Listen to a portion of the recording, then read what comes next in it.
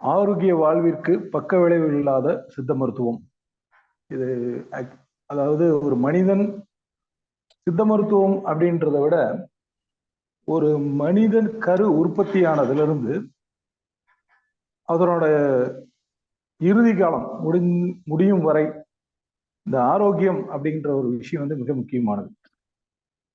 ஒரு கரு வயிற்றுல உருவான பிறகு அந்த கரு வளர்ச்சி அடைந்து ஒரு முழுமையான குழந்தையாக மனித உடல்ல பெற்று வாழ்ந்து அதில் அங்க ஊனமல் இல்லாமல் ஆரோக்கியமா வாழ்வதற்கு அந்த சில முன்னுதாரணமான விஷயங்களை சொல்லுவாங்க. பஞ்சபூதங்கள் அப்படின்ற ஒரு விஷயத்தை நம்ம சொல்லுவோம். அதே போல வாத பித்த கபம் இதையும் சொல்லுவோம். இந்த பஞ்சபூதங்கள்னால்தான் நம்ம மனித உடல் உருவாகியிருக்கு. நம்ம தமிழர்கள் நம்மளுடைய பாரம்பரிய முன்னோர்கள் அனைவருமே மொழி என்ற ஒரு விஷயத்தையும் மருத்துவம் என்ற விஷயத்தையும் கொண்டு வந்துட்டாங்க. ஒரு கல் தோன்றி முன் தோன்ற காலத்தை அப்படின்ற விஷயங்கள் நம்ம சொல்லுவோம் இல்லையா, அது போல இந்த தமிழ் மருத்துவம் சித்த மருத்துவம் அப்படின்றதெல்லாம் வந்து பாரம்பரியமாக பாட்டி வைத்தியம் இந்த மாதிரி எல்லாம் நம்மள சொல்லியிருக்காங்க. உலகத்திலேயே முதல் நோய் பசிதான். இந்த பசிங்கிற ஒரு உணர்வு தோண ஆரம்பித்த பிறகுதான் மனிதன் தன்னை வந்து உணர்ந்து தேட ஆரம்பிக்கிறான். அடுத்த விஷயங்கள், அதுக்கு அடுத்த கட்ட நிகழ்வுகள், இதையெல்லாம் அவன் யோசிக்கிறான். என்ன விஷயம் மாதிரியான விஷயங்கள் செய்தால் உடம்பில் நோய் உற்பத்தியாகும் என்பதை எல்லாம் கண்டுபிடித்து வந்தாங்க. அதையும் விட உடம்பையும் மனசையும் ஆரோக்கியமாக வைத்துக் கொள்ள வேண்டும். சித்த மருத்துவத்தில் மட்டும்தான் உடல், மனம், ஆன்மா இந்த மூன்று விஷயத்தையும் சொல்றாங்க. இத உலகத்திற்கு தந்தவர்கள் யாருன்றனா சித்தர்கள் அப்படின்னு சொல்றோம். சிவபெருமான் அவர் தான் முதல் சித்தர், ஆதி சித்தர் அப்படின்னு முதல் சித்தர்பாங்க. அதற்கு அடுத்து பாத்தீங்கன்னா அகஸ்தியர், இப்படியே ஒவ்வொரு 18 சித்தர்களை வரிசையா சொல்றாங்க. இந்த உடலை விட்டு ஆன்மா உயிர் வெளியே போகின்ற நிகழ்வை தாங்கள் சுயநினைவுடன் உணர வேண்டும். அதுதான் அவங்களோட கோட்பாடா இருந்தது. அதுதான் அவங்க சொன்னதே, அண்டத்தில் உள்ளதே பிண்டம், பிண்டத்தில் உள்ளதே அண்டம். இந்த மாதிரி சித்தர்கள் பல நுட்பமான விஷயங்களை உலகுக்கு உணர்த்தி இருக்காங்க. நம்ம உடல் எப்படி நோய் நொடி இல்லாம ஆரோக்கியமா வாழுதோ அதே மாதிரி நம்ம மனம், உள்ளம்ங்கிற விஷயமும் ஆரோக்கியமாக இருக்க வேண்டும். இதை வந்து திருமூலர் கண்டுபிடிச்சுதான் மனிதர்களோட வாழ்க்கை முறைகளை தெளிவாக சொல்றார். ஒரு மனிதன் உயிர் வாழ நீரும் காற்றும் போதுமானது. இதை திருமூலர் சொன்ன விஷயமே அதுதான். ஏற்றி இறக்கி இருகாலை பூரிக்கும் காற்றை பிடிக்கும் கணக்கறிவாளர் இல்லை. காற்றை பிடிக்கும் கணக்கறிவாளனுக்கு கூற்றை உதைக்கும் குறியதுவாமே. அதாவது ஒரு மூச்சு காத்தை ஏற்றி இறக்கி சுவாசிக்கிறவனுக்கு அந்த கணக்கு பண்ணி நம்ம சுவாசிக்க முடியாது.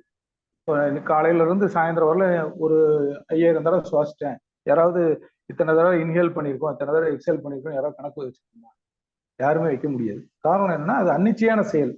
இதயம், நுரையீரல் இதெல்லாம் அன்னிச்சையா செயல்பாடு நடந்துட்டு இருக்கு.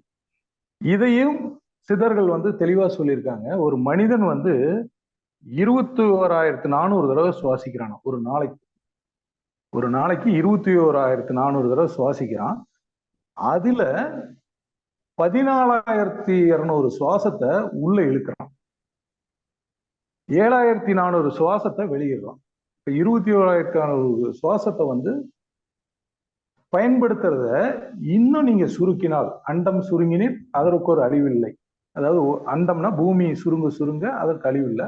பிண்டம் சுருங்கினீர் பிராணன் நிலைய பெறும். பிண்டம்னா நம்ம உடம்பு, சுருங்க சுருங்க பிராணன், அதாவது நம்மளோட உயிர் வாழுகின்ற தன்மை அதிகமாகும். சிகிச்சை முறையில பக்க விளைவுகள் இல்லாத சிகிச்சை அப்படின்றது ட்ரீட்மெண்ட்லயே நாங்க இந்த நீர், காற்று இதைத்தான் பிராண சக்தியை மீன்படுத்தி கொண்டு வரக்கூடிய மூலிகைகள். இப்ப சில மூலிகைகள்லாம் நம்ம கேள்விப்பட்டிருப்போம். உதாரணத்துக்கு கரிசலாங்கண்ணி, கற்றாழை, அதே மாதிரி வந்து கடுக்காய், தாண்டிக்காய். இப்ப இந்த ஒவ்வொரு மூலிகைகளுக்கும் இந்த அடிப்படையில இந்த உயிர் சத்துக்கள் இருக்கு. நம்ம சாதாரணமாக சொல்லுவோம் சித்த மருத்துவங்கிறத வந்து பாட்டி வைத்தியம்னு கூட நம்ம சொல்லலாம். அந்த உணவு நீங்க சாப்பிட்ற முறையில இருந்து அந்த உணவு எப்படி செரிமானம் ஆகுது, அது எப்படி வெளியே வருது, இதை மூணையும் கரெக்டான முறையில டயக்னோஸ் பண்ணணும். அதை தான் நம்ம ஏற்கனவே சொன்னது வாத பித்த கபம். இந்த வாத பித்த கபம் இத மூணையும் நம்ம கரெக்டான விதத்துல நிர்வாகம் பண்ண ஆரம்பிச்சா நமக்கு நோய் இல்லை. இந்த ஆரோக்கியமான வாழ்வை நம்ம கொண்டு வர்றோம் அப்படின்றதுக்கு அடிப்படை தத்துவமே நம்ம சொன்ன உணவே மருந்து. சித்த மருத்துவத்துல மிக முக்கியமான விஷயம் உணவு ஒழுக்கம், உடல் ஒழுக்கம். இது ரெண்டு தான் மிக மிக முக்கியமாக நம்ம சொல்ற விஷயங்கள். அதாவது உள் உறுப்புகள் இருக்கு இல்லைங்களா, அது பூராமே ராஜ இந்திரியங்கள், கல்லீரல், கணையம், சிறுநீரகம், பெருங்குடல், மலக்குடல், மண்ணீரல், இது எல்லாமே இந்த ஒவ்வொரு உறுப்புகளும் தன்னோட வேலையை சிறப்பாக செய்யும் வரை நம்மளுக்கு ஆரோக்கியத்திற்கு பஞ்சமில்லை. இதையெல்லாம் மாற்றங்கள் செய்யும் பொழுதுதான் நம்ம உடம்புல நோய் வருகிறது.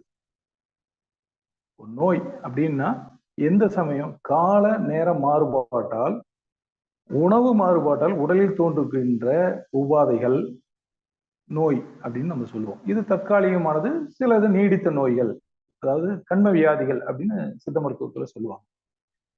இதுலயே இன்னொரு முக்கியமான விஷயம் பார்த்தீங்கன்னா, நோய் வேற, பிணிகள் வேற. நோய் என்பது நான் ஏற்கனவே சொன்ன மாதிரி தற்காலிகமாக நம்ம வாழ்க்கையில் சில கால நேர மாறுபாடுகளினால் உருவாகக்கூடியது. பிணிகள் அப்படின்றது பார்த்தீங்கன்னா நம்ம உடம்போட இணையிறது, பிணைதல். அதாவது சொல்லுவாங்க இல்லையா, மனித வாழ்வு எப்படின்னா நரை, திரை, பிணி, மூப்பு, சாக்காடு. நரை எல்லாத்துக்குமே தெரியும், ஒரு 40-45 வயதுல நமக்கு உருவாகக்கூடிய ஒரு விஷயங்கள். திரை வந்து கண் பார்வை வெளிச்சத்துல மாற்றங்கள் வருவது. மூப்பு அதாவது வயோதிகத்தன்மை உருவாகிறது. இதுலதான் பிணிகள் அப்படின்னு சொல்றோம். இந்த பிணிகள்ன்ற வகையில தான் சர்க்கரை நோயிலிருந்து, பிளட் பிரஷர்னு சொல்றோம் இல்லையா, குருதி அழுத்தம், அல்சர்னு சொல்ற வயிற்றுப்புண், மூட்டு வலி, ஆர்த்ரைட்டிஸ், தூக்கமின்மை, இன்சோமினியா, இதெல்லாம் வந்து பிணிகள் அப்படின்ற வகையில வர்றது. சரி, இதற்கான நிவர்த்தி என்ன, மருந்து சாப்பிட்டா சரியாயிருமா அப்படின்னு நம்ம பொதுவாகவே நம்ம தோணும். எல்லாரும் அதை யோசிப்போம் இல்லையா, ஒரு தலைவலியா ஒரு டோலோ போட்டுங்க, ஒரு பேராசிட்டமால் வாங்கி சாப்பிட்டேன், ஒரு சிட்ரிசன் சாப்பிட்டேன் சளிக்கு, இப்படியே காமனா அதாவது நம்ம அப்படின்னு போவோம்.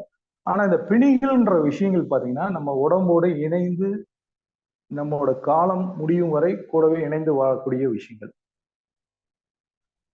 இதை எப்படி நிவர்த்தி செய்வதுன்னு தான் அந்த சித்தர்கள் வந்து கண்டுபிடிச்சாங்க. ஒரு நோய் எப்படி உருவாகுது, பிணிகள் எப்படி வருது, இந்த பிணிகள் இருந்து நம்ம எப்படி காப்பாற்றிக் கொள்ள முடியும். இதுல வர ஒரு மிக முக்கியமான விஷயம் தான் காயக்கல்பம், காயக்கல்ப பயிற்சி, நம்ம யோகா பயிற்சி, பிராணாயாம பயிற்சி, அந்த அட்டமா சித்திகள் நம்ம சொல்லுவோம், இயமம், நியமம், எண்ணில ஆசனம், தாரணை, தியானம், சமாதி அப்படின்ற பிராணாயாமம், பிரத்யேகானம், தாரணை, தியானம், சமாதி அப்படின்ற அந்த எண்வகை அட்டமா சித்திகள்னு சொல்லுவோம். இதை கடைபிடிக்க ஆரம்பிக்கும் பொழுது நம்ம உடல்ல வந்து பிணிகள் என்ற ஒரு விஷயம் நெருங்காது. இயல்பாகவே சொல்லுவாங்க இல்லையா, ஒரு வேடிக்கையா கூட சொல்லுவாங்க, ஒரு மனிதன் வந்து தினமும் தன்னோட வேலையை செஞ்சுட்டு இருக்கான்னு வைங்க, டெய்லியும் ஒரு 50 கிலோ வெயிட்டை தூக்கிட்டு அவன் நடந்துகிட்டே இருக்கான் அப்படின்னா, அந்த 50 கிலோ வெயிட்டை தூக்கிட்டு அவன் உதாரணத்துக்கு ஒரு 5 கிலோமீட்டர் நடக்கிறான் அப்படின்னா, அவன் அன்றாட செய்து கொண்டிருக்கிற பழக்கம். அப்ப அந்த 5 கிலோமீட்டர் நடப்பதற்கு அவன் 50 கிலோ தூக்கிட்டு நடக்கிறது சாதாரணமா நடப்பான். அதுவே புதிதா ஒரு நபர் வந்து ஒரு 7 கிலோ 8 கிலோ வெயிட்டை தூக்கிட்டு நடங்க அப்படின்னா, 1 கிலோமீட்டர் நடக்கிறதுக்குள்ள இந்த கை மாத்தி அந்த கை மாத்தி மூச்சு வாங்குது, படபடப்பு வருது, கை வலிக்குது, கால் வலிக்குது, கீழே வச்சுட்டு மேல வச்சுட்டு போவாங்க. அப்ப அன்றாடம் ஒரு விஷயத்தை நம்ம பயிற்சி பண்ணி கொண்டு வந்துகிட்டே இருக்கும் பொழுது அது நமக்கு எளிதாகிறது. அப்ப நம்ம வாழ்க்கை முறையை எளிதாக ஆரோக்கியமா வாழ்வதற்கு சித்த மருத்துவம் வந்து மிக மிக அவசியமான விஷயங்களை சொல்லி கொடுத்துருக்கு. நீங்க சாப்பிடும் போதிலிருந்து, அதாவது அதிகாலை தூக்கம் விழித்து எழுந்ததிலிருந்து இரவு உறங்கும் வரை நீங்க எப்படி வாழணும், அதுதான் ஏற்கனவே சொன்ன கால ஒழுக்கம், அன்றாட ஒழுக்கம். அதிகாலையில துயில் எழுங்க அப்படின்னு சொல்றாங்க. இன்றைய இருக்கிற தலைமுறைகள் எத்தனை பேர் அதிகாலையில எழுந்து சூரிய ஒளி பாக்குறாங்கன்னே தெரியாது. காரணம் வந்து இன்னைக்கு வாழ்க்கை முறைகள் மாறிக்கொண்டே இருக்கிறது. ஒரு காலத்துல வந்து வேடிக்கையா சொல்லுவோம் இல்லையா, வயசான காலத்துல என் பையன் சாப்பாடு போடுவான், எங்க அப்பா அம்மாவுக்கு சாப்பாடு போடுவாங்க அப்படின்னு சொல்லுவாங்க. இன்னைக்கெல்லாம் ஸ்விக்கி, சுமோட்டோ இவங்க தான் சாப்பாடு போடுறாங்க. எல்லா குழந்தைங்களும் இப்ப சொல்ல ஆரம்பிச்சிட்டாங்க. வர வர ஸ்விக்கியில் ஆர்டர் பண்ணி சாப்பிட்டுக்கலாம், எதுக்கு வீட்டுல சமையல் பண்ணிக்கிட்டு. அப்போ நம்மளோட உணவு பழக்க வழக்கம் அடிப்படையிலேயே மாற ஆரம்பிக்கிறது. அதிகாலையில தூங்கி எழுந்தோடனே வாயை கொப்பளிச்சுட்டு பிரஷ் பண்ணிட்டு ஒரு சுமார் 1/2 லிட்டர்ல இருந்து 1 லிட்டர் நீர், வெதுவெதுப்பான நீர் நம்ம அருந்தும் போதே குடலில் இருக்கிற கழிவுகள் நீங்கிரும். அதிகாலையில எழுந்து வெறும் வயிற்றுல நம்ம தண்ணி குடிக்கிறது மிக மிக உடம்பை ஆரோக்கியமாக வைத்துக் கொள்வதற்கான முதல் விஷயம் அதுதான். சில பேர் எழுந்த உடனே பெட் காஃபி குடிக்கிறேங்க, டீ குடிப்பேங்க, எது வேணாலும் அதையெல்லாம் தவிர்த்துட்டு வெறும் இளம் வெதுவெதுப்பான தண்ணீர் வந்து ஒரு மிக அருமையான மருந்து. தண்ணீர் போல வந்து மருந்து இன்னும் உலகத்திலேயே எதுவுமே கண்டுபிடிக்க முடியல. ஏன்னா இன்னைக்கு நிறைய வெளிநாடுகள்லாம் கூட அதை ஃபாலோ பண்ண ஆரம்பிச்சிட்டாங்க. ஹைட்ரோ ட்ரீட்மெண்ட்னு சொல்லி, நீர் சிகிச்சைன்னு சொல்லி. அந்த நீர் சிகிச்சை அப்படின்றது வந்து சாதாரண ஒரு சிம்பிளான விஷயம்தான். நம்ம உடம்புல இருக்கிற கழிவுகளை வெளியே தள்ளக்கூடிய ஒரு விஷயம் வந்து நீருக்கு மட்டும் உண்டு. அதாவது திட கழிவுகளை வெளியே தள்ளக்கூடிய ஆற்றல் வந்து நீருக்கு மட்டுமே உண்டு. அப்ப அந்த நம்ம சொல்லுவோம் இல்லையா, குடல் சுத்தம் உடல் சுத்தம். அப்போ குடலை நீங்க சுத்தமா வச்சுக்கிட்டீங்கன்னாவே 85% நோய்களை நம்ம ஜெயிக்க ஆரம்பிச்சிடும். அதாவது மலச்சிக்கல் சொல்லுவாங்க இல்லையா, ஆதி நோய்களுக்கு மலச்சிக்கல், பிற நோய்களுக்கு மனச்சிக்கல் அப்படிம்பாங்க. அதாவது ஆதி நோய்கள்னா பழைய நோய்கள் எல்லாத்துக்குமே மலச்சிக்கல். ஒரு மனிதன் வந்து சரிவர மலம் கழிக்கவில்லை, சிறுநீர் கழிக்கவில்லைன்னா அதுதான் நமக்கு நோயா மாறுகிறது.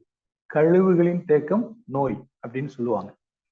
அப்ப அந்த கழிவுகள் உடம்பில் சேர சேர சேர நமக்கு நோயாக மாறுகிறது. சில பேர் சொல்லுவாங்க, சார் எனக்கு தோல் வியாதி அரிப்பு இருந்துகிட்டே இருக்கு, என்ன ட்ரீட்மெண்ட் எடுத்தாலும் எல்லா ட்ரீட்மெண்ட் பார்த்துட்டுங்க சரியாகல. அப்ப காரணம்னா கழிவுகள் நிறைய உடம்புல தேங்கி அது கல்லீரல், நான் ஏற்கனவே சொன்ன மாதிரி ராஜேந்திரியங்கள்ல கல்லீரல், மலக்குடல், பெருங்குடல் இதுல வந்து பாதிப்பை உருவாக்கி நுண்ணுயிர் கிருமிகளை அதிகப்படுத்தி அந்த நம்ம உடல்ல தோல் விளைவை வெளியே கொண்டது. நம்ம பொதுவாகவே தெரியும், கழிவு உறுப்புகள்ல பாத்தீங்கன்னா மலம், சிறுநீர் போல தோலும் மிக சிறந்த ஒரு கழிவு நீக்கக்கூடிய ஒரு உறுப்பு. நம்ம தோல் வெளிப்புற தோல் இருக்கு இல்லைங்களா, அதுல வந்து கழிவுகள் எல்லாமே வேர்வையா வெளியேறது. 50% நீர் வந்து சிறுநீரகம் வழியா வெளியே வருது அப்படின்னா இன்னொரு 50% நீர் வந்து வியர்வையாக வருது. சரி, இந்த வியர்வையை எப்படி நம்ம கொண்டு வர முடியும்? அதற்காக நடைப்பயிற்சி. டெய்லியும் ஒரு சில பேர் சொல்லுவாங்க எனக்கு நேரமே கிடைக்கிறது இல்லைங்க அப்படின்னா, நம்ம அடிப்படையில நம்ம நேரத்தை நிர்வாகப்படுத்த தெரியலைன்னா நம்ம வாழ்ற வாழ்க்கைக்கு சரியான அர்த்தங்கள் கிடையாதுன்னு ஒரு கருத்து இருக்கு. ஒரு நேரத்தையே நம்மளால நிர்வாகம் பண்ண முடியவில்லை என்றால் நம்மளோட வாழ்க்கையை எப்படி நிர்வாகம் பண்ண போறோம்? அப்போ தினமும் ஒரு 1/2 மணி நேரம் நடைப்பயிற்சி. நம்ம நடக்கும் பொழுது நம்ம உடம்புல இருக்கிற அனைத்து உறுப்புகளும், அனைத்து அவயங்களும் இயங்க ஆரம்பிக்கும்.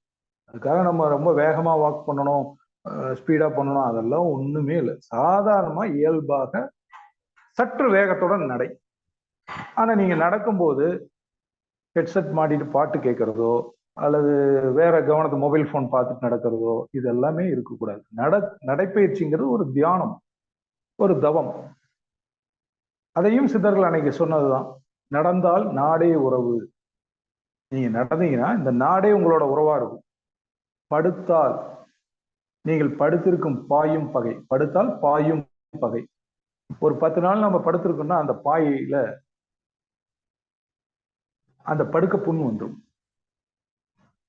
அப்போ இந்த மாதிரி சில நோய்களை வந்து நம்ம வந்து பிரித்து கணித்து சிகிச்சை எடுக்கும் பொழுது சித்த மருத்துவத்துல வந்து நிறைய நோய்களுக்கான தீர்வுகளை வந்து எளிமையா எடுத்துக்க முடியும். உதாரணத்துக்கு இப்போ உலகத்தையே அச்சுறுத்தி கொண்டிருக்கின்ற நோய்கள்ல பாத்தீங்கன்னா சர்க்கரை நோய் இந்தியாவில தான், அது தமிழகத்துல தான் முதல் இடத்துல இருக்கிறதா சொல்லிட்டு இருக்காங்க. மற்ற மருத்துவத்துல வந்து சொல்றது ஆங்கில மருத்துவம்னா இன்சுலின் போட்டுக்கலாம், ஒரு டோஸ் மாத்திரம், கணையம் வேலை செய்யறதுக்கான மாத்திரைகள் போடுங்க அப்படின்னு கொடுத்துட்றாங்க. ஆனா உணவு பழக்க வழக்கங்கள் மாறுபாடு அடைந்தால் நமது கணையம் வேலை செய்வதை குறைத்துக் கொள்ளும். இப்ப என்னதான் உணவு மாத்திரை மருந்துகள் சாப்பிட்டாலும் உங்களை ஏன் உடற்பயிற்சி கொஞ்ச நேரம் செய்ய சொல்றாங்க அப்படின்னா, நம்ம உடம்பும் ஒரு எப்படி ஒரு பைக், ஒரு கார், ஒரு மிஷின் மாதிரி தான் நம்ம உடம்பு இயங்குறது வந்து நம்ம கொடுக்கிற ஃபியூல் தான் நம்ம உணவு. நீங்க ஃபியூல் உள்ள கொடுத்துக்கிட்டே இருக்கீங்க, ஆனா அந்த இயந்திரத்தை நம்ம இயக்கிறதே இல்லை. அப்போ அதனோட ஆயுள் காலம் குறைய ஆரம்பிக்கும். அது போலதான் நீங்க எந்த அளவுக்கு உணவு எடுத்துக்கொள்கிறோமோ அந்த அளவுக்கு நம்ம கொஞ்சம் அந்த உடலில் சேர்கின்ற உணவுப் பொருள்களை நம்ம சொல்லுவோம் இல்லையா, கலோரிகள் அப்படின்ற சக்தியை எரிக்கக்கூடிய ஆற்றலை நம்ம உடற்பயிற்சியில வச்சு. அடுத்தது தியானம். ஏன்னா எல்லா நோய்களுக்குமே இன்றைக்கு சயின்டிபிக் வேர்ல்டு ஹெல்த் ஆர்கனைசேஷன் மாநாட்டில் சொல்றது என்னன்னா, முதல்ல அவங்க ஒத்துக்கல. அதாவது மனநோய் அப்படிங்கிறது வந்து சைக்காட்ரிக் டிசீஸ் அப்படின்னு ஒதுக்கிட்டு போயிட்டாங்க. அதை பெருசா யாருமே கான்சன்ட்ரேட் பண்ணல. இன்றைக்கு வந்து எல்லா நோய்களுக்கும் காரணம் வந்து ஸ்ட்ரெஸ், மன அழுத்தம், டிப்ரெஷன் அப்படின்ற ஒரு வார்த்தையை பயன்படுத்த ஆரம்பிக்கிறாங்க. அதாவது மற்ற நோய்கள் எல்லாம் கூட குறிகுணத்தோட நம்ம கண்டுபிடிச்சிடலாம். இந்த டிப்ரெஷன், ஸ்ட்ரெஸ் அப்படின்றத வந்து நம்ம அதுல இருக்குமாங்கிறதே நமக்கு தெரியாது. சில பேர் எனக்கே தெரியும் சார், நான் எதுக்கு கோவப்படுறேன்னு தெரியல, நான் எதுக்கு கவலைப்படுறேன்னு தெரியல அப்படின்னு ஒரு சில பேர் தான் சொல்லுவாங்க. அது நம்ம மெதுவாக நம்ம உடம்புல இருந்துட்டு நம்ம மன அழுத்தம் ஏற்பட அந்த ஸ்ட்ரெஸ் வந்து நிறைய நோய்களுக்கான காரணமாக உருவாகிட்டு. இதை நீக்குவதற்கு நான் இப்ப ஏற்கனவே சொன்ன மாதிரி இந்த ஒரு கடந்த ஒரு 20 வருடங்கள்ல தான் வேர்ல்டு ஹெல்த் ஆர்கனைசேஷன்ல பேசும்போது சொன்னாங்களாம், அடுத்து அதாவது இது வந்து 90ஸ்ல சொன்ன கதைகள், அதாவது உண்மையான விஷயம் தான் அது. அப்போ அடுத்த 10 மருத்துவ குழுக்கள் வந்து பேசுவாங்களாம், அடுத்த 10 வருடத்துல என்ன நோய்கள் இதா இருக்கும். அதாவது 80ல இருந்து 90 பேசும்பொழுது இதய நோய்கள், ஹார்ட் பிரச்சனைகள் நிறைய இருக்கும். 90 டு 2000 இந்த பிளட் இது டயபெட்டிஸ், சுகர் இந்த மாதிரி விஷயங்கள் இருக்கும். 2000 2010 அல்சர், ஜாயிண்ட் பெயின் இந்த மாதிரி இருக்கும் அப்படின்னு அப்ப பேசும்போது சொன்ன விஷயங்கள் 2020 என்ன அதிகமாக இருக்கும்னா ஸ்ட்ரெஸ், மன அழுத்தம்ங்கிற நோய் வந்து அதிகமாக இருக்கும். இதை வந்து சித்தர்கள் வந்து அகஸ்தியர்ங்கிற ஒரு சித்தர் வந்து 5000 4000 வருடங்களுக்கு முன்னாடியே அவர் கண்டுபிடிச்சு சொல்லியிருக்கிறார். அப்பெல்லாம் மனசுங்கிற ஒரு விஷயத்தையே யாரும் யோசிக்கல. மனமது செம்மையானால் மந்திரம் ஜெபிக்க வேண்டாம், மனமது செம்மையாக வாசியை உயர்த்த வேண்டாம், மனமது செம்மையானால் வாயுவை நிறுத்த வேண்டாம், மனம் அது செம்மையானால் விருத்தரும் பாலராவாரை. பாருங்க, மனம் செம்மையாக இருந்தா நீங்க வாசி, அதாவது வாசி யோகம் நம்ம செய்யறோம் இல்லையா, தேவையில்லை. மனமது செம்மையா இருந்தா மந்திர ஜபிக்க தேவையில்லை. மனமது செம்மையா இருந்தால் வாயுவை, அதாவது இந்த குண்டலினி சக்தின்னு சொல்லுவாங்களே, அது தேவையில்லை. மனம் செம்மையா இருந்தா விருத்தர் அப்படின்னா வயசானவங்கன்னு சொல்லுவோம். அவங்க கூட பாலராவாரே, குழந்தைகள் மாதிரி இருப்பாங்க. அதை தான் சொல்றாங்க, நீங்க மனசு இளமையா வச்சுக்கோங்க, மனசுல கவலைகளை வச்சுக்காதீங்க. நம்ம என்ன பண்றோம்னா நம்ம மனசை வந்து ஒரு குப்பை தொட்டி மாதிரி வைக்க ஆரம்பிக்கிறோம். இப்ப யாரையாவது கூப்பிட்டு நம்ம கேள்வி கேட்டோம்னு வைங்க, உங்களை காயப்படுத்தின 10 பேர் சொல்லுங்க அப்படின்னா நம்ம அதை 100 பேர் சொல்லுவோம். என்ன இவர் காயப்படுத்திட்டாரு, என்ன இவர் அசிங்கப்படுத்திட்டாரு, இவர் என்ன கேவலப்படுத்திட்டாரு அப்படின்னு ஒரு 100 பேருக்கு சொல்லுவோம். சரி, உங்களுக்கு நல்லது செஞ்சவங்க எத்தனை பேர் நீங்க கேட்டீங்கன்னா 2 அல்லது 3 பேருக்கு சொல்றதுக்கே யோசிப்போம். அப்போ நம்ம தீமைகளை அதிகமாக மனசுல சேர்க்க ஆரம்பிச்சு, கெட்ட விஷயங்களை மனசுல சேர்த்து நல்ல விஷயங்கள், நல்ல எண்ணங்களை நம்ம கொண்டு வரது. இது சயின்டிபிக்கா உண்மையா, இப்படி இருந்தா இருக்குமா அப்படின்னு கேள்வி கேட்டால் கண்டிப்பாக இருக்கும். இதேதான் அந்த காலத்துல சொன்னது, எண்ணம் போல் வாழ்வு. ஒரு மனிதன் வந்து தன்னுடைய எண்ணங்களை நீங்க பிராக்டிக்கலாவே நீங்க பார்க்கலாம். நீங்க ஒருத்தருக்கு நல்லா ஹெல்ப் பண்ணணும், நம்ம நல்லது செய்யணும், நம்ம நல்ல விஷயங்கள் பண்ணிட்டு இருக்கோம், காலையில எழுந்திரிச்சுன்னு பிரார்த்தனை பண்றோம், யோகா பண்றோம், எக்ஸசைஸ் பண்றோம், இதெல்லாம் பண்ணுங்க, அன்னைக்கு ஃபுல்லா எனர்ஜெட்டிக்கா இருப்பீங்க. இதே அன்னைக்கு வந்து நீங்க நம்ம ஒருத்தர் மேல கோவப்படுறோம், அல்லது ஒருத்தர் மேல ஆத்திரப்படுறோம், அல்லது ஒருத்தர் மேல வந்து பொறாமப்படுறோம், அல்லது சந்தேகப்படுறோம். இதையெல்லாம் சொல்ல பயணம் போது அன்றைய நிகழ்வு உங்களுக்கு பாருங்க, எதிர்மறையான எண்ணங்கள் தான் உங்களுக்கு விஷயங்கள் நடந்துகிட்டே இருக்கும். அப்ப நம்ம நேர்மறையாக நடக்கும்போது நேர்மறை எண்ணங்கள் விஷயங்கள் நடந்துட்டு இருக்குது. எதிர்மறையான எண்ணங்கள்ல இருக்கும்போது எதிர்மறை விஷயங்கள் நடந்துட்டு இருக்கு. இது ஒரு மேல்நாட்டுல ஒரு கதைகள் சொல்லுவாங்க. இந்த மாதிரி எப்படி அப்படின்ட்டு. அதாவது ஒரு நேர்மறை எண்ணங்கள் கொண்டவங்களை வந்து இறைவன், கடவுள் அப்படின்னு சொல்லுவாங்க. எப்படி சினிமா படத்துல ஒரு கதாநாயகன் இருந்த ஒரு வில்லன் இருப்பார் இல்லையா, அதே மாதிரி எதிர்மறை எண்ணங்கள் கொண்டது வந்து ஒரு சைத்தான், ஒரு அரக்கன், அந்த மாதிரி நம்ம வச்சிருக்கோம். ஆனா அந்த கடவுளுக்கு கட்டுப்பட்டதுதான் அத்தனை பேரும். அந்த இறைவனுக்கு கட்டுப்பட்டவங்க தான் அந்த சைத்தானாகட்டும், எதிர்ப்பு சக்தியுடையவனாகட்டும், அசுரர்களாகட்டும், இந்த மாதிரி இருக்காங்க. ஒரு நாள் வந்து இது வந்து வேடிக்கையான கதை தான். ஆனா மக்களுக்கு வந்து விழிப்புணர்வு கொடுக்கக்கூடிய ஒரு விஷயம். ஒரு நாள் கடவுள் வந்து அந்த எதிர்ப்பு சக்தியுடைய அசுரனைய வந்து கூப்பிடுறார். இந்த சைத்தான் வந்து கூப்பிடுறார். 2 பேரும் எதிர்த்து உட்கார்றாங்க. இந்த சைத்தான் வந்து எதிர்த்தாப்புல உட்காரும் போதே அந்த அதுக்கு ஒரு பயம். ஏன்னா இவர் கடவுள் இல்லையா, நம்மளையே உருவாக்குனவர். இவர் வந்து நம்மளை கண்டிப்பா அவர் கையில தான் எல்லா பவர் இருக்கிறதுனால நுனி சீட்ல உட்கார்ற மாதிரி உட்கார்ந்துருக்காங்க. இந்த கடவுள் உட்கார்ந்துட்டு கேட்குறாங்க. இந்த கடவுள்கிட்ட அந்த சைத்தான் கேட்குறா, அப்படி என்னை வர சொல்லியிருக்கீங்க, என்ன விஷயம் அப்படின்னு. இல்லப்பா, இந்த உலகத்துல நீ வந்து நிறைய கெட்ட தீமைகளை செஞ்சுட்டே இருக்க. நீ செய்யற அத்தனை விஷயங்களுக்கும் நான் எதிர்த்து அதை தடுக்க நல்ல விஷயங்கள் செய்ய வேண்டியது இருக்கு. இப்படியே செஞ்சுட்டு இருக்கும்போது மக்கள் வந்து ரொம்ப கஷ்டப்பட்டுட்டு இருக்காங்க. இந்த தீமைகளை அழிக்கிறதுக்கு நான் வரணும், நன்மைகள் செய்யறதுக்கு போராடணும், இந்த மாதிரிலாம் இருக்கு. அதனால நீ இனிமேல் உன்னோட வேலைகளை நிறுத்திக்கோ. ஸோ அதனாலதான் இப்போ உன்னை கூப்பிட்டுருக்கேன் அப்படின்னு உடனே இந்த கடவுள் முன்னாடி சைத்தான் வந்து ரொம்ப குறுகி உட்கார்றாரு. இனிமேல் உன்னோட என்னென்ன விஷயங்கள் இருக்கோ அத்தனையும் இங்க ஹேண்ட் ஓவர் பண்ணிட்டு கிளம்பு அப்படின்னு சொல்றாரு. கடவுள் இந்த மாதிரி சொன்னோன்னா சொல்றது வந்து கடவுள். ஸோ அதை வந்து தவிர்க்க முடியாது இல்லையா.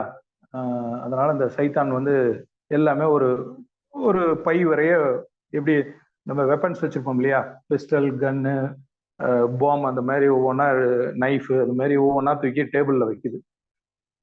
அது மாதிரி ஒவ்வொரு விஷயங்களா வச்சிட்டு இருக்குது. வச்சு முடிச்சுட்டு எல்லாம் முடிஞ்சுதா அப்படின்னு ஒன்னு இந்த சைத்தான் அப்படியே மூஞ்சி சோர்ந்துருது. ஏன்னா இருக்கிற எல்லா பவரையும் பிடுங்கிட்டாரு கடவுள். அப்ப இனிமேல் அவருக்கு வந்து சக்தி இல்லை. சக்தி இல்லாத ஒரு சாதாரண பிரஜை மாதிரி தான் இருக்காங்க. அப்போ ஏன்னா இவர் உட்கார்ந்துருக்க ஒரு கடவுள் இல்லையா, யாரையும் கஷ்டப்படுத்தக்கூடாது, காயப்படுத்தக்கூடாது, அவர் எல்லாமே நல்லது மட்டும்தான் செய்யணும்னு யோசிக்கக்கூடிய ஒரு பர்சன். அப்போ உன் முகம் ரொம்ப வாடிருச்சு, எனக்கு உன்னையும் வந்து விடுறதுக்கு மனசு இல்லை. சரி, நீ எல்லாத்தையும் ஹேண்ட் ஓவர் பண்ணிட்ட, எல்லா குணங்களையும் இங்க போட்டு வச்சிட்ட, உனக்கு வேணுங்கிறது மட்டும் எடுத்துக்கோ அப்படின்னு பார்த்தா ஒரு 40-45 குணங்கள் அந்த டேபிள்ல கிடக்குது. இந்த சைத்தான் அப்படி விரல் விட்டு தேடி தேடி தேடி தேடி பார்த்துட்டு இங்க ஒண்ணு எடுக்குது, அங்க ஒண்ணு எடுக்குது, இங்க ஒண்ணு எடுக்குது, 3 மட்டும் எடுத்துக்குது. எடுத்தோன்னே கடவுளுக்கே ஆச்சரியமாயிருது. எதுக்காக இந்த 3 மட்டும் நீ எடுத்திருக்க, நான் நினைச்சா ஒரு 15-20 எடுத்திருப்பேன்னு. கடவுளுக்கு ஒரு ஆச்சரியம். சரி, நீ இந்த 3 என்ன எடுத்துக்கிட்டேன்னு நான் தெரிஞ்சுக்கலாமா, கடவுள் கேட்ட கேள்வி. இல்ல, அது சாதாரண விஷயங்கள் தான் அப்படின்னு சைத்தான் சொல்லுது. என்னென்ன அப்படின்னு. அப்போ சைத்தான் சொல்லுது, முதல்ல பயம், 2வது தன்னம்பிக்கையின்மை, 3வது கோபம். இந்த 3 குணம் தான் கொடுக்குது. ஒண்ணு பயம், இன்னொன்னு தன்னம்பிக்கை இல்லாதது, இன்னொன்னு வந்து கோபம்.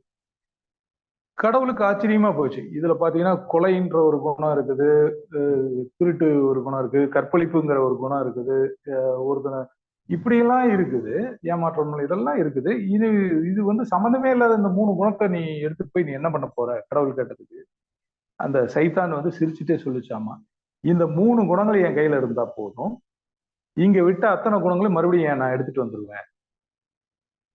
அது போலதான் நம்ம பயம், ரெண்டாவது தன்னம்பிக்கை இல்லாதது, மூணாவது நம்ம சொன்ன மாதிரி கோபம். இந்த 3 குணங்களும் ஒரு மனிதனுக்கு வந்து உள்ள வந்துருச்சுன்னா தன்னோட வாழ்க்கையில எல்லாமே இழக்க ஆரம்பிச்சிடுறாங்க, நோய் வர ஆரம்பிச்சது.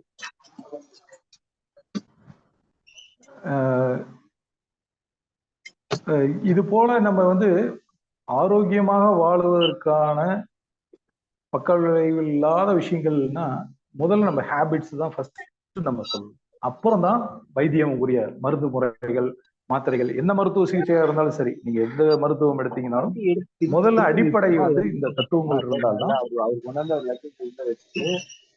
நம்மளோட வாழ்க்கை முறைகள் இருக்கும். இத வந்து ஒரு சித்த மருத்துவம் மட்டுமல்லாது ஒரு மனித வாழ்க்கையில் ஆரோக்கியமாக வாழ்வதற்கான தத்துவங்கள் நிறைந்த விஷயங்கள் வந்து நம்ம வாழ்க்கை முறையிலேயே இருக்கு. அதாவது அன்றைய வாழ்க்கையை, அன்றைய சூழ்நிலையை, அன்றைய வினாடியை சந்தோஷமா வாழ்ந்து நிம்மதியா வாழ்ந்தோம்னாவே நம்ம வாழ்க்கையை ஜெயிக்கிறோம்னு அர்த்தம். முன்னேற்றம்ங்கிறது என்ன? ஒரு மனிதன் இந்த வினாடியை விட அடுத்த வினாடி, போன வினாடியை விட இந்த வினாடி நான் நிம்மதியாகவும் சந்தோஷமா இருக்கிறேன். இதுதான் உங்க வாழ்க்கையின் முன்னேற்றம். இந்த போன வினாடியை விட இந்த வினாடி பதட்டமா இருக்கேன், டென்ஷனா இருக்கேன், ஸ்ட்ரெஸ்ஸா இருக்கேன் அப்படின்னா அதுக்கு பேர் முன்னேற்றமே கிடையாது. அப்போ வாழ்க்கைய நேரத்தை நிர்வாகிக்க தெரிஞ்சால் நமக்கு என்ன வரும் அதை கரெக்டா செய்யணும். நிறைய பேர் அந்த தப்புகள் பண்ணதான் தன்னோட நோய் தன்மையை உள் வாங்கிக்கிறாங்க. இதையும் திருமூலர் சொன்னதான், தன்னை அறிய தனக்கு ஒரு கேடு இல்லை, தன்னை அறியாமல் தானே கெடுகின்றான், தன்னை அறியும் அறிவை அறிந்த பின் தன்னைத்தானே அச்சித்திருந்தானே. இவரும் 3000 வருஷத்துக்கு முன்னாடி தான் சொன்னார். சொன்ன விஷயங்கள் இதுதான். அதாவது தன்னை அறிய தனக்கு ஒரு கேடு இல்லை, அதாவது என்னை பத்தி எனக்கு தெரியாதவர்களும் எனக்கு கெடுதல் இல்லை, தன்னை அறியாமல் தானே கெடுகின்றான், என்னை பத்தி சரியா தெரிஞ்சுக்காதனாலதான் நான் துவக்கிறேன். சொன்னாங்க இல்லையா, தீதும் நன்றும் பிறர் தர வாரா. எல்லா விஷயமும் நம்ம கிட்டதான் இருக்கு. இதை முதல்ல நம்ம உணர்ந்துக்கணும். நம்ம நோய் விஷயங்கள்ல இருந்து வெளியே வரணும். அதற்கப்புறம் சரியான நேரம், சரியான நேரத்துல உணவு, சரியான ஓய்வு, சரியான உழைப்பு, இதை நிர்வாகம் பண்ணிட்டு இருந்தா எல்லா மனிதர்களும் நம்ம வந்து 100 ஆண்டுகள் வாழுவோம் என்பது மாற்று கருத்தே இல்லை. அதாவது பசிச்சு சாப்பிடும்போது உங்களோட உள் உறுப்புகள் தன்னோட வேலையை எல்லாமே தயாரான நிலையில, எப்படி நம்ம ஒரு 100 மீட்டர் ஓட்டப்பந்தயத்துக்கு தயாராகிற மாதிரி நம்ம உடம்பு ஃபிட்டா இருக்கும் போது பசிங்கிற உணர்வு தோணின பிறகுதான் நம்ம உணவுக்கே போகும். எல்லாத்துலயுமே ஒரு தாழ்வு மைண்டை வந்து செட் பண்றாங்க, அது தவறு. அதற்கான முயற்சி என்னன்னா, உடல் உழைப்புடன் உணவு, நீங்க சொன்ன மாதிரி ஹார்ட் அட்டாக் வரும்போது வராம தடுக்கிறதுக்கு என்னன்னா, கூடுமான அளவு ஸ்ட்ரெஸ் இல்லாம வாழ்க்கையை நடத்த பழகிக்கணும். ரெண்டாவது, நேரங்காலம் தெரியாம சாப்பிடுறது. நம்ம அதாவது ரிலாக்ஸேஷன் சொல்லிட்டு நைட்டு 11 மணிக்கு மேலதான் நண்பர்கள்லாம் உட்காந்து சாப்பிட ஆரம்பிச்சு விடிய விடிய தூக்கம் கெட்டு 3 மணி 4 மணிக்கு தூங்க போறாங்க. அதெல்லாம் மிக தப்பு. அகால வேலையில படுத்து தூக்கமின்மை, காலையில 10 மணிக்கு எந்திரிக்கிறாங்க. இதெல்லாம் நேர தவிர்க்கிறது ரொம்ப நல்லது. ஏற்கனவே நீங்க சொன்ன மாதிரி ஹார்ட் அட்டாக், சுகர், இது ரெண்டுமே கிட்டத்தட்ட இதை பொறுத்ததுதான். சொரியாசிஸ் அப்படிங்கிறது வந்து ஆட்டோ இம்யூனிட்டி டிசார்டர்னா தானா சரியாகக்கூடியதுதான். அதுக்கு வந்து எந்த முறையிலுமே சிகிச்சை முறைகள் வந்து கட்டுப்படுத்த முடியும் ஒழிய முழுமையாக தீர்க்க முடியல. அதுக்கும் மனம் சார்ந்த விஷயமா தான் சொல்றாங்க. நீங்க அதிகமா ஒரு ஸ்ட்ரெஸ் ஆகும்போது சொரியாசிஸ் அதிகமாகுது. அதாவது வின்டர் சீசன், காலச்சூழல், குளிர்காலத்துலயும் அது வருது. அதை தடுக்கிறதுக்கு என்னன்னா, தட்பவெப்ப நிலையை உணவு புளிப்பு சார்ந்த உணவுகளை தவிர்க்கணும், ஃப்ரிட்ஜில் வச்ச உணவுகளை தவிர்த்துக்கணும், எண்ணெயில பொரிச்ச உணவுகளை தவிர்க்கணும். இதை கொஞ்சம் சரி பண்ணிட்டாவே நம்ம வாழ்க்கை முறையை சரி பண்ணிக்கலாம். இந்த ஹார்ட் அட்டாக், சுகரை பொறுத்த வரையிலும் விழிப்புணர்வுடன் வாழ்க்கையை நடத்தினாவே அதுல இருந்து நம்ம தப்பிச்சுக்கலாம். ரொம்ப ரொம்ப சந்தோஷம் டாக்டர். அதுல முக்கியமா இப்ப இங்க இருக்கிற இளைஞர்களுக்கு நீங்க சொன்ன மாதிரி தான், நல்ல நண்பர்கள் இல்லாதவங்களுக்கு அதிகமான ஹார்ட் அட்டாக் வர மாதிரி நான் பாக்குறேன். அதே மாதிரி அவங்க வந்து யதார்த்தமா அவங்களுடைய எண்ணங்களை பகிர்ந்துக்கிறதோ அல்லது இதெல்லாம் இல்லாத இந்த ஸ்ட்ரெஸ் பில்டர்ஸ் எப்படி எல்லாம் வந்து அவங்களே வந்துகிட்டு அவங்களே ஸ்ட்ரெஸ் அதிகம் பண்ணி இது பண்றது. நிச்சயமா நண்பர்கள் வந்து அவசியம் வேணுங்கிறது நிறைய பேருக்கு தெரியறது இல்லை. நிறைய பேர் வந்து அது ஒரு ஸ்டைலா கூட வச்சுக்கிறாங்க லைஃப்ல. நான் யாருக்கிட்டையும் பழகிறது இல்லைங்க, நான் என் வேலை உண்டு நான் உண்டுன்னு இருப்பேன் அப்படிங்கிறாங்க. அதே மாதிரி நீங்க சொல்ற 2வது பாயிண்ட் வந்துங்க, அந்த உடல் பயிற்சி வந்து ரொம்ப முக்கியம். இப்ப நம்ம ஆர்கனைசர் சுரேஷ் இப்ப வந்து அவங்களே ஈரோடுல வந்து எவ்ரிடே ரன்னர்ஸ் அவர் ஒரு குரூப்பே ஆரம்பிச்சிருக்கிறார். இன்னைக்கு ரொம்ப வந்து சந்தோஷம். காலையில 5:30 மணிக்கு ஓடுறதுக்கு வரல அப்படின்னா அவங்களுக்கு கண்டினியூஸா ஏதோ 2-3 நாள் வரலைன்னா ஃபைன் எல்லாம் போட்டுறாங்க. ரொம்ப அந்த மாதிரி சந்தோஷம். அந்த மாதிரி டெய்லி காலையில பாத்தீங்கன்னா கிட்டத்தட்ட ஒரு ஐ திங்க் சுரேஷ் மாப்பிள்ள ஒரு 30-40 மாமா பேர் ஓடுறீங்களா? மாமா ஆமாங்க மாமா, கிட்டத்தட்ட ஒரு 40 பேர் வந்துருச்சு. மராத்தான்னா ஒரு 100 பேர் ரெஜிஸ்டர் பண்ற அளவுக்கு வந்துட்டாங்க மராத்தானுக்கு. Super super super. இது பரவாயில்ல. வந்து ஒரு குவாலிஃபிகேஷன் ஆயிடுச்சு. எங்களோட நீங்க சேர்ந்து இருக்கணும் அப்படின்னா நீங்க கட்டாயம் டெய்லி ஓடணும். அப்பதான் எங்களோட சேர்ந்து இருக்க முடியும் அப்படிங்கிற மாதிரி. நல்ல போல ரிஜெக்ட் பண்றதுக்கு ஆரம்பிச்சிட்டோம். நீங்க எங்களோட சேர்ந்து நல்லா தொழில் பண்ணணும்னு நினைக்கிறீங்க, நல்லா வந்து லாபம் சம்பாதிக்கணும்னு நினைக்கிறீங்க, லைஃப வந்து நல்லா டெவலப் பண்ணணும்னு நினைக்கிறீங்க அப்படின்னா அதுக்கு முதல் தேவை காலையில எந்திரிச்சு ஓடுங்க. அப்பதான் நீங்க எங்களோட சேர்ந்து இருக்க முடியும். இல்லைன்னா உங்களை ரிஜெக்ட் பண்ணிடுவோம்னு இப்ப மிரட்டிட்டு இருக்கிறாங்கன்னு வைங்களேன். அதே மாதிரி டயத்துக்கு சாப்பாடு, அது வந்து அதே மாதிரிதான். வேலை எப்படியோ இருக்கட்டும், ஆனா அந்த நேரம் வரும்போது சாப்பிடாத வேலை செஞ்சாதான் அது ஒரு பெரிய வெற்றி அப்படிங்கறதெல்லாம் வந்து தவறு. அந்த நேரத்துக்கு கரெக்டா சாப்பிடணும். அதே மாதிரி நேரத்துக்கு தூங்கணும். இது ரெண்டுமே செய்யாத ஒரு வேலையை செய்யறதுனால ஒரு பெருசா ஒரு மனுஷன் ஜெயிச்சிட போறது கிடையாது. இது கரெக்டா பண்ணிட்டே பண்ண முடியும். அதே மாதிரி சுகரும் அதே மாதிரிதான் நீங்க சொன்ன மாதிரி. இந்த சோரியாசிஸ் டாக்டர் நிறைய பேருக்கு இருக்கு. அது வந்து அதே சொன்னால சரியாயிடும் ஒரு லெவல்ல. எப்படிங்க மன அழுத்தம் தான் அதிகமான காரணம் அதுக்கு. அது சொரியாசிஸை பொறுத்தவரையில எப்படின்னாங்கன்னா, அது வருவதற்கான காரணம் ஆட்டோஇம்யூன் டிசார்டர். பட் சித்த மருத்துவத்துல என்ன மாதிரியான சிகிச்சை என்ன பண்ணா, பிளட் பியூரிஃபையர், ரத்தத்தை சுத்தம் பண்றது. அதாவது நம்ம 7 உடற்தாதுகள் சொல்லுவோம் இல்லையா, சாரம், செந்நீர், மூளை, சுக்கிலமோ. அதுல ரத்தத்துலதான் இம்பியூர் பிளட், அந்த பிளட்டை சுத்தம் பண்ணிட்டாவே உங்களுக்கு வந்து சொரியாசிஸ் ஆன விஷயங்கள் குறைஞ்சிடும். இன்னொரு மிக முக்கியமான விஷயம், சொரியாசிஸ்ல சொரியாட்டிக் ஆர்த்ரைட்டிஸ்னு ஒண்ணு இருக்கும். இந்த மூட்டெல்லாம் வீங்கும் வலி, அது அட்வான்ஸ்ட். அதுக்குமே நம்ம சித்த மருத்துவத்துல நல்ல மருந்து இருக்கு. நல்ல மருந்து இருக்குண்ணா. நிறைய பேர் வந்து அதுல போய் பெருசா ஜெயிக்க முடியல ஆங்கில மருத்துவத்துல எனக்கு தெரிஞ்சு. மறுபடியும் இப்ப அப்புறம் இது ரொம்ப நன்றிங்க. அடுத்த ஒரே கேள்வி நான் முடிச்சுக்கிறேன், அப்புறம் மத்தவங்க கேட்கட்டும்.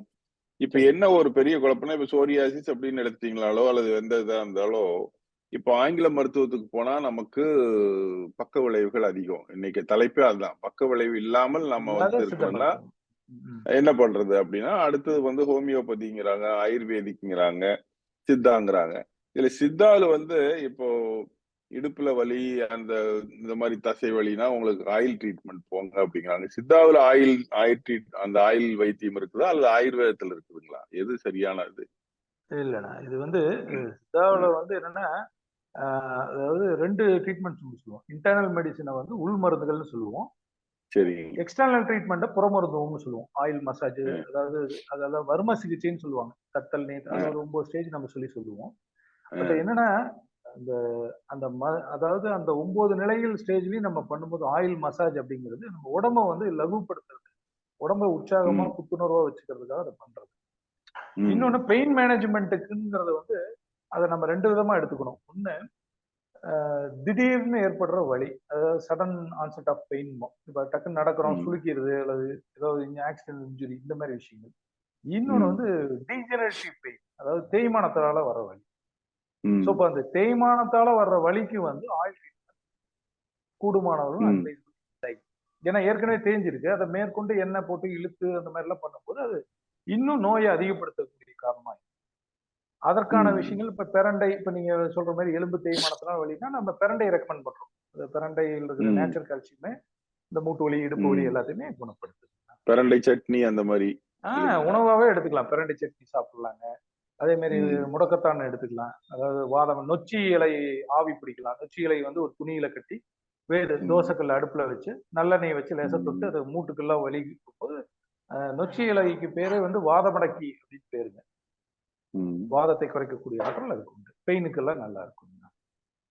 மற்ற மருத்துவத்தை விட சித்த மருத்துவத்துல ரொம்ப வேகமா குணமாகக்கூடிய வியாதிகள் எல்லாம் என்னென்ன மாதிரி இருக்குதுங்க? ஏன்னா நிறைய பேருக்கு வந்து முதல்ல எடுத்தது ஆங்கில மருத்துவம் மட்டும்தான் தெரியுது. அங்க முடியல அப்படிங்கிறப்பதான் மத்தபடி போலாம் அப்படிங்கிற ஒரு யோசனை வருதுங்க நிறைய பேருக்கு. இல்ல, அது தேவையில்லை. நம்ம சித்தா நல்ல மருத்துவம் இருக்குது சித்த மருத்துவத்திலேயே அப்படின்னு நீங்க சொல்லக்கூடிய வியாதிகள் எதுவா இருக்கும்?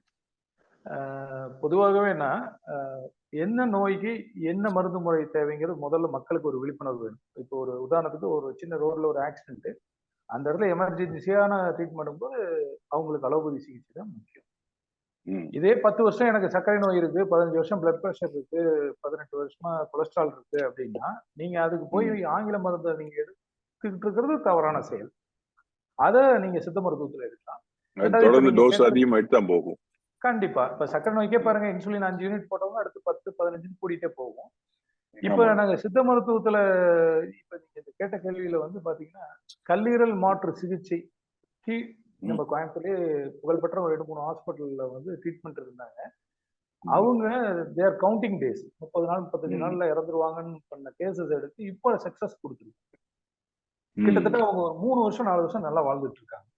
அது சித்த மருத்துவத்தோட பெருமைன்னு சொல்றதை விட அவங்களோட வாழ்க்கை முறை கொஞ்சம் மாத்துறாங்க, உணவு பழக்க வழக்கங்கள். சில சித்த மருந்துகள் உள்ள சாப்பிடும்போது இன்னைக்கு அவங்களோட நார்மல் லைஃப் போயிட்டாங்க. இன்னைக்கு அலோபதி சைடு ஆச்சரியப்படுறாங்க. ஒரு லிவர் டிரான்ஸ்பிளான்டேஷன் ஸ்டேஜ் பேஷண்ட்ஸ் ஒரு 3 பேர் இன்னைக்கு நல்லா ரெடியா இருக்காங்க. அதே மாதிரி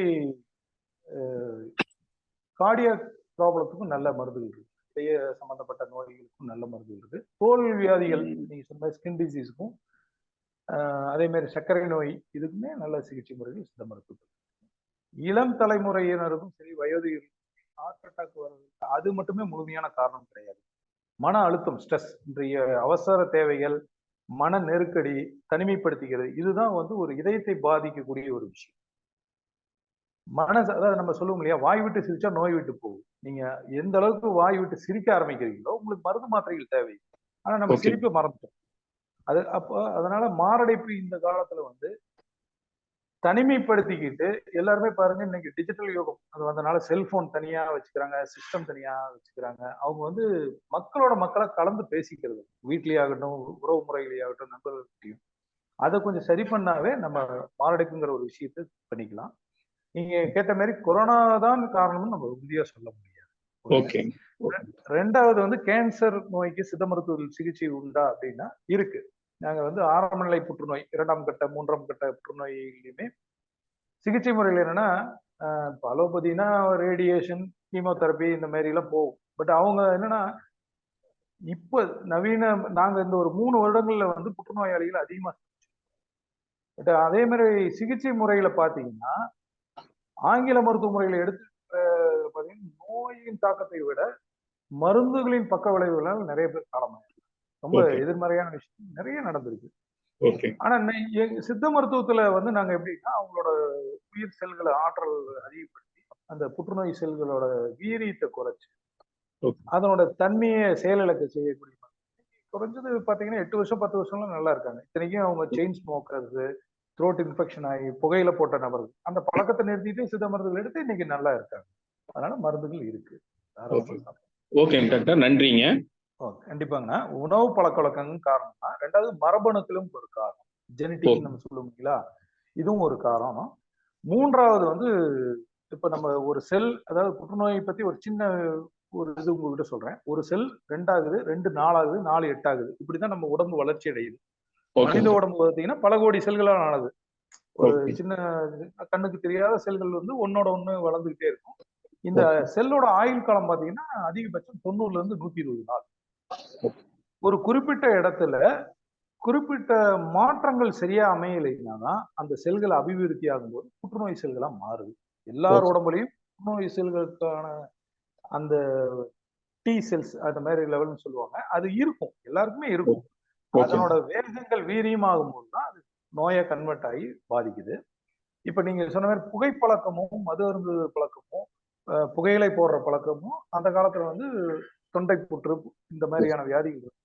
இன்றைக்கு வர வியாதிகள் பொதுவாகவே பாத்தீங்கன்னா நம்ம அட்வான்ஸா போய் சிடி ஸ்கேன் பண்றோம், எம்ஆர்ஐ பண்றோம், ஸ்கேன் பண்ணி எல்லாம் பார்க்கும்போது அப்பதான் நமக்கு தெரியுது இந்த இடத்துல ஒரு கட்டி இருக்குங்க, சின்ன அளவுல மாறுவதற்கு வாய்ப்புகள் உண்டு. அப்ப நீங்க அந்த கட்டி ரிமூவ் பண்ணுங்க, அப்புறம் கீமோதெரப்பி போங்க, அப்புறம் ரேடியேஷன் போங்க அப்படின்னு வரிசையா போயிடும். ஆனா உலகத்திலேயே நம்ம உடம்பு மாதிரி தன்னை புதுப்பித்துக் கொள்ளக்கூடிய ஆற்றல் வேற எந்த இதுவுமே கிடையாது. ஒரு சின்ன காயமானா அந்த புண்ணு ஆறும், பட் அது ஒரு 10 நாள் டைம் எடுத்து.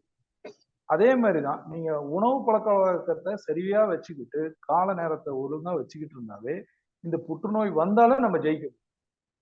என்னன்னா சிகிச்சை முறை போகும்போது நோயாளியோட மனநிலை என்ன ஆயிருக்குன்னா எதிர்மறை எண்ணத்தோட இருப்பாங்க. ஐயோ இந்த ரேடியேஷன் இனிமேல் நம்ம குழைப்போமா, நம்ம இருப்போமா, நம்ம தாங்குவோமா, இப்படின்னு எதிர்மறை எண்ணத்தோட அவங்க வாழ்க்கையை நடத்த ஆயுள் களம் குறையா இருக்கும் புற்றுநோயாளிகள். ஆமா, இதே அவங்களுக்கு தன்னம்பிக்கை, இன்னும் நம்மளால வாழ முடியும், இது ஒரு சாதாரண விஷயம் அப்படின்னு ஒரு நேர்மறை எண்ணத்தோட வாழ ஆரம்பிச்சிட்டாங்கன்னா அவங்க ஈஸியா வாழ்ந்துட்டு. எனக்கு புற்றுநோய் சிகிச்சை எடுத்துக்கிட்டு இருக்கிற ஒரு 15 வருஷம் 12 வருஷம் வாழ்ற வாழ்க்கை மக்கள்லாம் இன்னும் இருக்காங்க. சித்த மருத்துவத்துல என்னோட கேர்லயே இருக்கவங்க நல்லா இருக்காங்க. Thank you doctor. மற்றவங்களுக்கும் வாய்ப்பு கொடுக்குறேன். நன்றி டாக்டர். நன்றிங்கண்ணா, ரொம்ப சந்தோஷம்ண்ணா. டாக்டர் வணக்கம் டாக்டர். வணக்கம். அருமையா இருந்தது டாக்டர் பிரசன்டேஷன். ஒரே ஒரு கொஸ்டின் டாக்டர், அதாவது இந்த கால் ஆணி இருக்குல்ல டாக்டர், அது வந்து நார்மலா என்ன காரணத்துக்காக வருது, அதுக்கு ஏதாவது சித்த மருத்துவத்துல இருக்குங்களா டாக்டர் ட்ரீட்மெண்ட்? இருக்குங்கண்ணா. காலணி வந்து 2 வகையா சொல்றேங்கண்ணா. ஆக்குபேஷனல் நம்ம ஒண்ணு சொல்லுவோம், செருப்பே போடாம வெறுங்கால்ல நடந்தாலும் அந்த குறிப்பிட்ட தசையை வந்து நம்ம கால் இருக்கிற எலும்பு அழுந்தி உருவாகிறது ஒரு இதுங்க. அது வந்து கால் ஆணின்னு நம்ம சொல்லுவோம்னா. ரெண்டாவது, இப்ப சில பேர் செப்பல்ஸ் ப்ராப்பரா அணியாறது, ஷூ, இந்த மாதிரி விஷயங்கள் இருந்தாலும் அந்த காலாணி வருவதற்கான வாய்ப்பு. அதுக்கு வந்து சித்த மருத்துவத்தில் நாங்க என்ன மாதிரி சிகிச்சை கொடுக்கணும், ஆரம்ப நிலையிலேயே இருந்தோம்னா, நீங்க நம்ம வீட்டு பக்கத்துலயே சொல்லுவாங்க இல்லையா, அம்மன் பச்சரிசி செடி இருக்கும், அதனோட லேசா அந்த காலனியோட லேசா அந்த மேல் தோலை மட்டும் நீங்க ஸ்கிராப் பண்ணிட்டு அம்மன் பச்சரிசி செடியோட பால் மட்டும், அப்படி இல்லைன்னா சோற்று கற்றாழையோட கரிய போலம்பாங்க, சோற்று கற்றாழை பால், இது 2 மட்டும் வச்சீங்கன்னாவே ஆரம்ப நிலையில் இருக்கிற காலானி வந்து அப்படி இல்லைன்னா கொஞ்சம் உள்மருந்து சாப்பிட்டா அதை சரி பண்ணிக்கலாம். அந்த மாதிரி இன்னைக்கு லைஃப்ல வந்துமா பெரிய சேலஞ்சே நமக்கு அதுதான். அதாவது வந்து குழந்தைகளையும் பெரியவங்களையும் எப்படி வந்து இந்த நச்சில்லாத உணவை வந்து நம்ம கொண்டு போய் சேர்க்கறது அப்படிங்கறதா பெரிய இது. நம்மள நம்பி இருக்காங்க அவங்க, நாம கரெக்ட் பண்ணிக்கலாம், நாம குடுக்கறது அவங்களுக்கு கரெக்டா கொடுக்கணுங்க. ஆமா, இன்னைக்கு வந்து அவங்க எல்லாம் வந்து இந்த உழவர் உற்பத்தியாளர் நிறுவனம் எல்லாம் ஒரு பக்கம் ஆரம்பிச்சுட்டு இருக்கிறதுடைய நோக்கமே வந்துங்க, நஞ்சில்லாத உணவை வந்து மக்களுக்கு கொண்டு போய் சேர்க்கணுங்கிற ஒரே காரணத்துக்காக தான் அந்த இதெல்லாம் பண்றோம். இந்த நஞ்சு எப்ப உள்ள வருது அப்படின்னு பாத்தீங்கன்னா, இந்த வியாபாரிகள் கையில போய் அது மதிப்பு கூட்டல் பொருளா மாறி அது பல உருவங்கள்ல போய் மக்கள் சேரும் பொழுது அப்ப ப்ரிசர்வேட்டிவ் கெமிக்கல்ஸ் எல்லாமே உள்ள போயிடுது, உள்ள வந்துருது. ஆமாங்க. இது இல்லாத முடிஞ்ச வரைக்கும் அந்த டைரக்டா ப்ரொக்யூர் பண்ணி அதை கொஞ்சம் பக்குவமா பண்றதுல இப்ப நாங்க வந்து ஓரளவுக்கு சக்சஸ்ஃபுல்லா கொண்டு வந்திருக்கிறோம். இப்ப ட்ரிங்க்ஸ்ல வந்து இந்த எந்த விதமான சாப்பிட தென்னீராவை வந்து அது நிறைய பிராக்டிகலா நிறைய பேருக்கு ரிசல்ட் கொடுத்திருக்குங்க. ஆமா, இன்னைக்கு இன்டர்நேஷனலா வந்து நம்ம ஒரு அக்ரிடிஷன் வாங்கி இருக்கிறோம்ங்க, எல்லா ரிசர்ச் இன்ஸ்டிடியூட்லயும் பண்ணி பார்த்துட்டு நல்லாவே இது வந்து இந்த ஈவன் அமெரிக்காவிலேயே இப்ப நான் வந்து ஒரு கம்பேரிட்டிவ் ரிசர்ச் ஒன்று பண்ணிட்டேன். Thenneera versus available tender coconut water அங்க மார்க்கெட்ல இருக்கிறதையும் எங்களையும் சேர்த்து அனலைஸ் பண்ணி பார்க்கும்போது நானே ஆச்சரியப்படக்கூடிய வகையில ஒரு 4-5 மடங்கு அதிகமான சக்தி, விட்டமின்ஸ், மினரல்ஸ், ஆன்டி ஆக்சிடென்ட்ஸ், மற்றபடி வெரி ரேர் விட்டமின்ஸ் எல்லாம் இப்ப கொடுத்துருக்காங்க, பினாலிக் ஆசிட், லாரிக் ஆசிட், அந்த மாதிரி எல்லாம். சோ இத வந்து இன்னும் நாங்க டாக்குமெண்ட் பண்ணிட்டே இருக்கிறோம். தம்பி டாக்டர் சரவணன் மிகவும் அருமையாக பேசினாரு. அதாவது நல்ல எண்ணம், நல்ல சாப்பாடு, நல்ல தூக்கம், நல்ல காய்கறிகள், பழங்கள் மற்றும் தானியங்கள், இதை நம்ம ஒவ்வொருவரும் நம்ம பாத்தீங்கன்னா அந்த காலத்துல நம்மளே விளைவித்தோம், நம்மளே மற்றவங்களுக்கும் கொடுத்தோம், சாப்பிட்டோம். இப்ப பாத்தீங்கன்னா அந்த இது விளைவிக்கிறது குறைஞ்சிருக்கு. இந்த ஆர்கானிக் ஃபார்மிங் சர்டிபிகேஷன் வந்து இனி ஒவ்வொருத்தருமே பண்ணலாம். நம்ம இப்ப அமெரிக்கால கூட பாத்தீங்கன்னா நம்ம ரவி முத்துசாமி வந்து ஒரு ஃபார்ம், ஒரு ஸ்டார்ட் அப் பண்ணி அங்க இம்போர்ட் பண்ணி விற்கிறதுக்கு பண்ணிட்டு இருக்காரு. இங்க மாமா பாத்தீங்கன்னா தென்னீரா ஒரு 1200 ஃபார்மரோட வச்சு தென்னீரா பண்ணிட்டு இருக்காங்க. அதே மாதிரி நம்ம ஒவ்வொருத்தரும் மரம் நடணுங்க, மினிமம் 40 மரம்.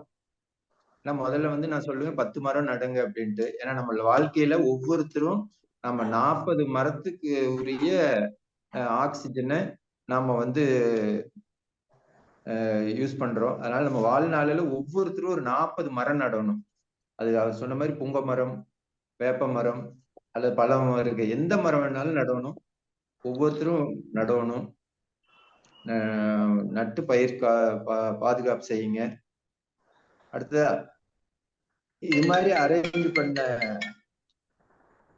தம்பி சுரேஷ்குமார், வசந்தகுமார் மற்றும் அனைத்து சொந்தங்களுக்கும் என்னோட வாழ்த்துக்கள், நன்றிகள்ங்க.